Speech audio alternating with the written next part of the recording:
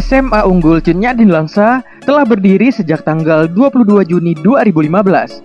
Untuk informasi, dalam beberapa tahun ini saja, SMA Unggul Cun Nyadin Langsa sudah banyak menjuarai berbagai event atau kompetisi dan berlanjut hingga sekarang.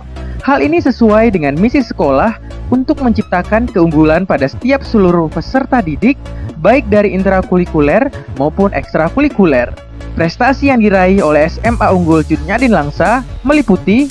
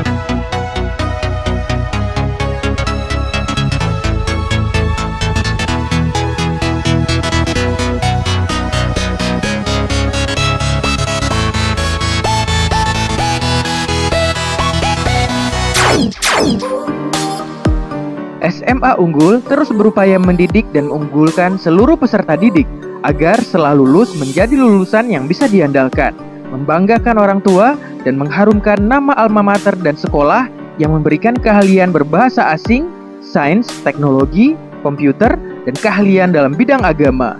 Jadi, kalau ingin melanjutkan sekolah menengah atas dan mengembangkan bakat dan minat, SMA Unggul Cun Nyadin Langsa pilihannya.